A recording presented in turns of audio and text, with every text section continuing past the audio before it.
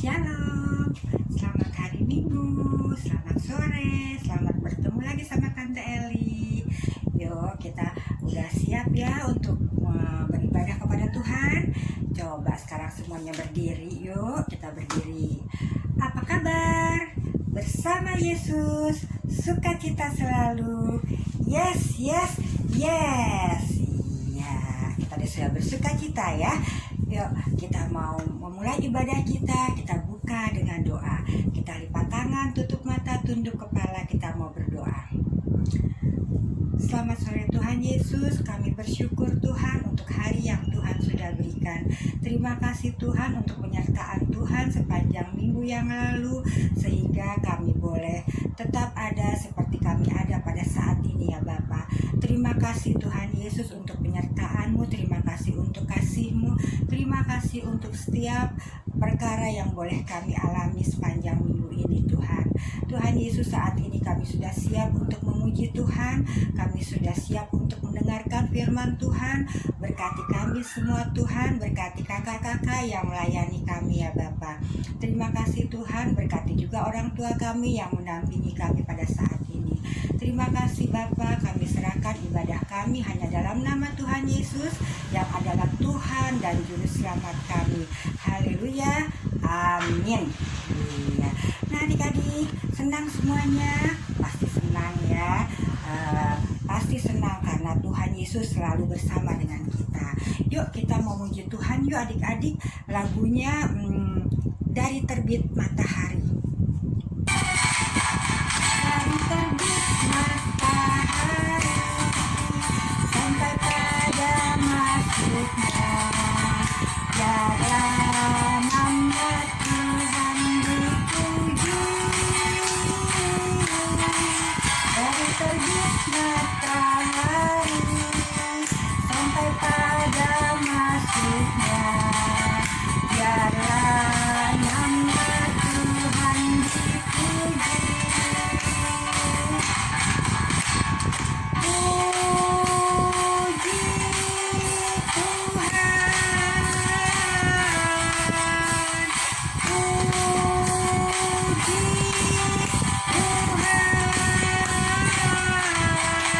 Dari terbit matahari sampai pada masuknya, biarlah nama Tuhan dipuji.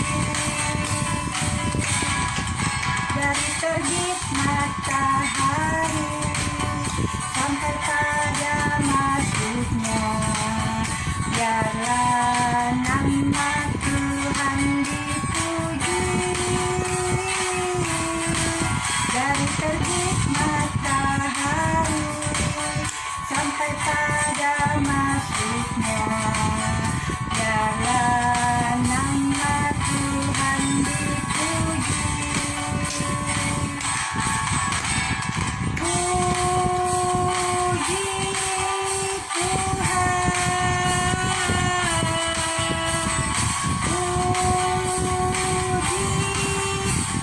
Tuhan. Dari terbit matahari sampai pada masuknya, biarlah nama Tuhan dipuji. Iya, dari terbit matahari sampai masuknya selalu kita puji nama Tuhan ya. Iya, itulah kesukaan Tuhan. Kalau kita memuji Tuhan, Tuhan senang banget ya adik-adik ya. Karena puji-pujian kita adalah persembahan yang harum untuk Tuhan ya adik-adik. Iya, Tante Eli mau ngajak adik-adik lagi menyanyi lagu kasih ya adik-adik.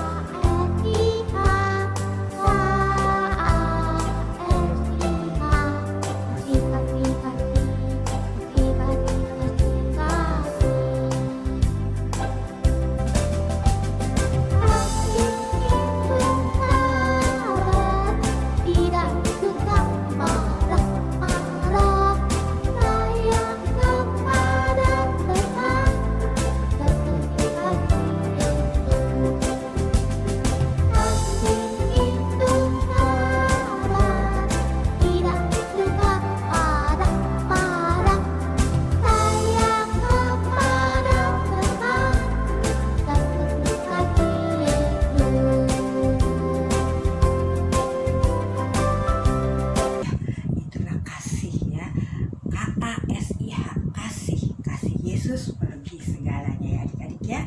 Yuk, kita kan sudah diberkati Tuhan ya. Tuhan sudah mencukupi setiap kebutuhan kita. Saat ini kita mengucap syukur kepada Tuhan dengan memberikan persembahan. Yuk kita siapkan persembahan kita. Kita mau memberikan persembahan. Sebelum persembahan kita berikan, kita berdoa dulu ya untuk persembahan. Yuk kita berdoa.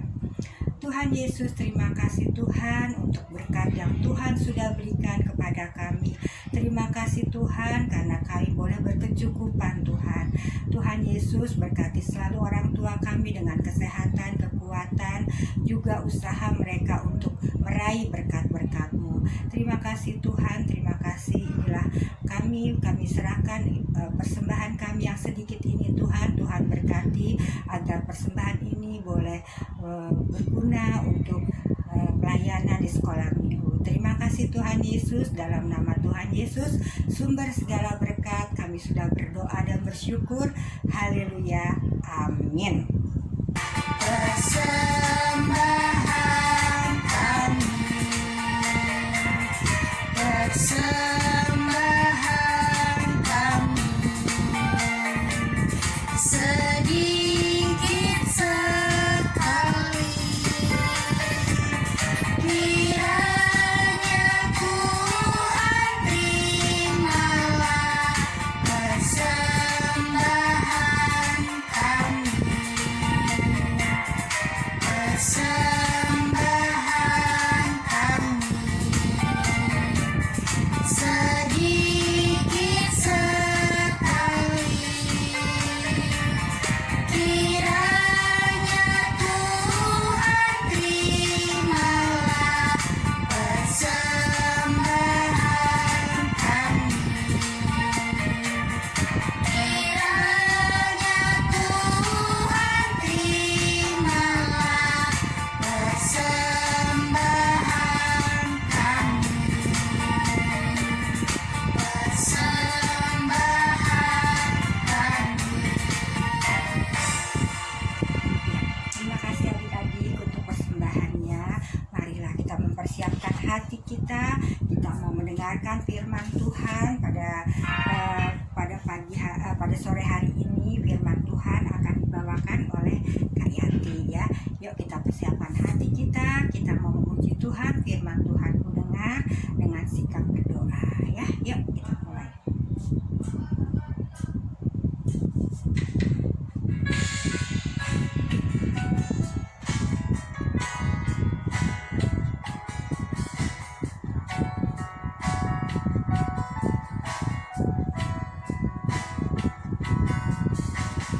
Firman Tuhan ku dengar, ku tanam di hatiku, ku ingin bertumbuh subur dan berbuah lebat. Yesus tolong padaku. Firman Tuhan ku dengar, ku tanam di hatiku, ku ingin bertumbuh subur dan berbuah lebat. Yesus tolong padaku. Amin. Halo, selamat sore adik-adik semuanya. Apa kabar hari ini? Ya, tentu semua sehat dan sukacita selalu ya adik-adik ya. Ya, hari ini kita mau dengarkan cerita firman Tuhan. Tapi Kak Yati mau tanya dulu ya, minggu lalu Tante Eli cerita tentang apa ya? Ingat ya? Ya, pasti tentu masih pada ingat semua ya, karena belum lama kok. Sekarang kalau hari Minggu kayaknya cepet banget ya. Hari Minggu lagi gitu ya. Jadi Kak Yati yakin semua masih ingat ya. Cuman sedikit Kak Yati menyampaikan bahwa minggu lalu itu Tante Eli masih menceritakan bagaimana kasih Daud itu tetap ada sampai temannya sudah meninggal, tetapi dia masih mengasihi keluarga temannya seperti keluarganya sendiri ya, yaitu anaknya Yonatan.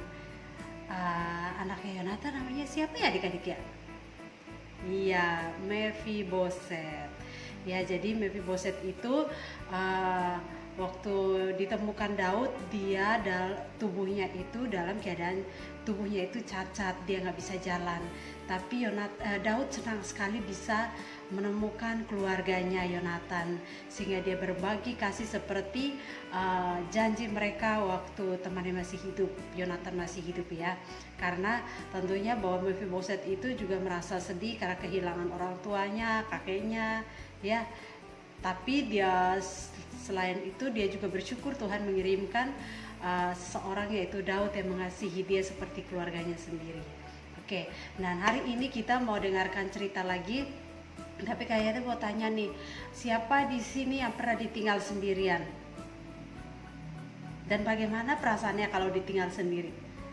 Ya adik-adik. Kalau kita ditinggal sendiri itu kan pasti ada rasa takut, rasa sedih, ya. Pasti kita ngerasain itu ya. Nah, tapi Kak Hati yakin bahwa adik-adik pasti nggak pernah ditinggal sendirian ya. Nah, hari ini Kak Hati mau menceritakan ada seorang nabi yang merasakan hal seperti itu. Dia merasakan pernah ditinggal sendirian. Dia merasa sedih, dia merasa kesakitan, kelaparan, kedinginan, ya. Mau tahu siapa namanya? Ya, dia itu adalah Nabi Yeremia. Nah, ini namanya Nabi Yeremia. Jelas ya adik-adik ya. Nah, tuh.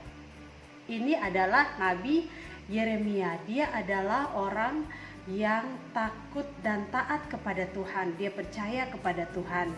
Nah, adik-adik kalau berbicara tentang nabi, masih ingat nggak nabi itu tugasnya apa ya? Ya, jadi nabi itu tugasnya adalah mendengarkan suara Tuhan dan memberitahukan kepada manusia.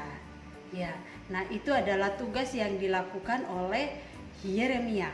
Nah, mau tahu cerita selanjutnya? Penasaran pastinya ya? Ayo kita dengarkan cerita selanjutnya. Iya.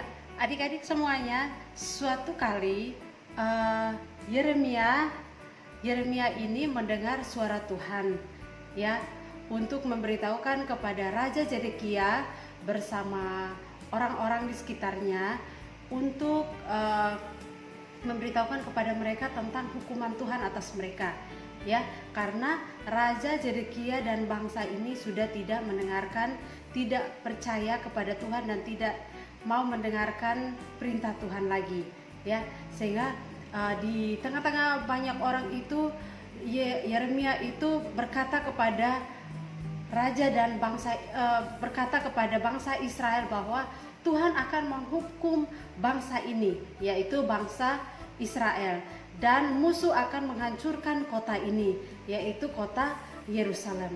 Nah, adik-adik ketika mendengarkan perkataan itu, orang-orang di Israel itu sangat marah. Mereka tidak percaya dengan apa yang dikatakan oleh Yeremia. Mereka tidak percaya dan mereka sangat marah kepada perkataan Yeremia ini. Sehingga mereka datang kepada Raja Zedekia dan mereka mengadukan Yeremia kepada Raja Zedekia. Di sana mereka berkata bahwa Tuanku, Yeremia ini berkata bahwa bangsa Israel akan dihukum Tuhan, bahkan musuh akan masuk dan menyerang kota Yerusalem dan akan menghancurkannya gitu. Dan mereka sangat marah. Ini orang tidak baik katanya. Ini orang tidak baik dan kita harus hukum mati. Nah, mendengar perkataan mereka, raja pun tidak bisa berbuat apa-apa. Lalu raja bilang, berbuatlah apa yang kau mau. Buatlah apa yang kau mau tentang Yeremia. Ketika mereka mendengar itu, mereka kembali, lalu mereka menangkap Yeremia, mereka membawa dan memasukkan Yeremia ke sebuah sumur. Nah, di sumur itu tidak ada airnya, tetapi ada lumpur, ya, lumpur di situ. Dan mereka masukkan Yeremia ke dalam, dan Yeremia terperosok ke dalam lumpur itu. Nah, adik-adik bisa bayangkan nggak ya, kalau di dalam lumpur itu kita nggak bisa ngapa-ngapain, duduk aja nggak bisa, berdiri pun capek, nggak bisa nyender, nggak bisa ngapa-ngapain. Itu sangat melelahkan Yeremia di dalam sumur itu. Nah, mendengar hal itu, tentu kan mereka meninggalkan Yeremia di sumur itu ya, berhari-hari. Mereka tinggalkan Yeremia, dan Yeremia tidak kasih makan, minum pun enggak, dan dia kedinginan, dia kelaparan, kesakitan pula, ya. Gak ada satupun mereka yang menolongnya. Tapi suatu mendengar hal itu, ada seorang, ya, seorang pelayan istana yang datang kepada raja, ya. Dia ini adalah orang Ethiopia, orang berkulit hitam. Dia datang kepada Raja Zedekia. Ya, ini di sini dia. Ini namanya Ebed-Melek, ya. Ini namanya Ebed-Melek, pelayan istana raja. Nah, dia adalah orang yang berani mau datang kepada raja dan memberitahukan yang benar kepada raja, bahwa orang-orang ini sangat jahat. Mereka bisa tega memasukkan Yeremia ke dalam sumur. Apa salahnya Yeremia? Ya, sebentar lagi mungkin Yeremia akan mati karena kedinginan, kelaparan. Ya, nah, mungkin raja mendengar perkataan permohonan yang disampaikan oleh Ebed-Melek ini, dia menyuruh Ebed-Melek bahwa ya udah, kalau begitu kamu keluar dan bawa 3 orang pergi mengeluarkan Yeremia dari sumur. Wah, mendengar hal itu adik-adik, tentu Ebed-Melek ini sebagai seorang teman, dia senang sekali hatinya. Wah, hatinya girang sekali bahwa dia bisa akan menolong mengeluarkan Yeremia dari sumur, menyelamatkan Yeremia. Lalu dia keluar, dia pergi cari, ada 3 orang teman, mereka masuk di istana itu dan melihat ada baju-baju yang sudah busuk, yang sudah tidak layak lagi untuk dipakai. Lalu mereka ikat, membawa tali dan pergi ke sumur itu. Ya, adik-adik, nah akhirnya Ebed-Melek ini bersama teman-temannya pergi ke sumur itu. Ketika sampai di sana, tentu Ebed-Meleknya nyapa dulu ya Yeremia-nya. Halo Yeremia, gitu ya, tante panggil gitu. Apa kabarmu? Lalu Yeremia menyaut dari dalam sumur itu dengan suara yang lemah. Iya, saya baik-baik saja, gitu. Iya, saya datang dengan teman-teman untuk mengeluarkan kamu dari sumur. Lega sekali hati Yeremia ya. Dia langsung berkata puji Tuhan, dan tentunya dia juga berterima kasih. Ternyata Tuhan mengirimkan teman yang baik untuk menyelamatkan dia, mengeluarkan dia dari sumur. Ya, nah di sini lalu Ebed-Melek ini menurunkan talinya ke dalam.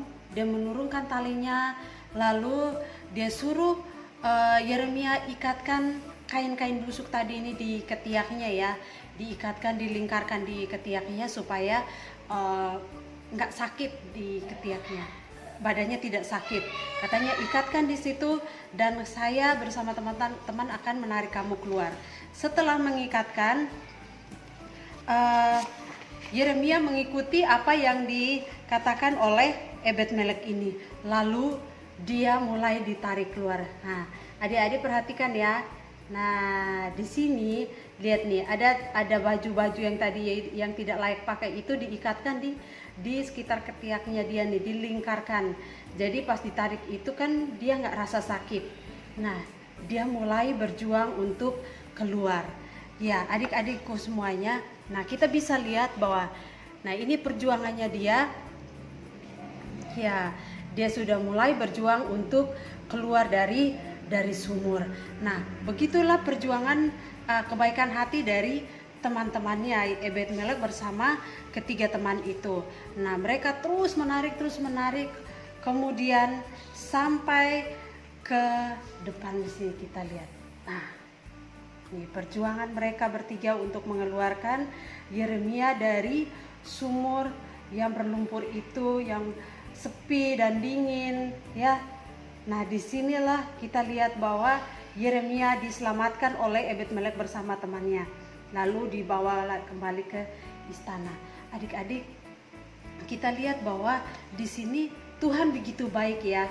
Tuhan begitu sangat baik kepada orang-orang yang mau taat kepada Tuhan Yesus. Nah, setelah Yeremia keluar, tentu setelah dia keluar, Ebed-Melek langsung memeluk dia.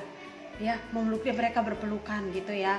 Lalu Yeremia menyampaikan bahwa ada pesan tuh, suara Tuhan berkata bahwa kamu akan diselamatkan di saat bangsa ini diserang oleh musuh, kamu akan dibebaskan.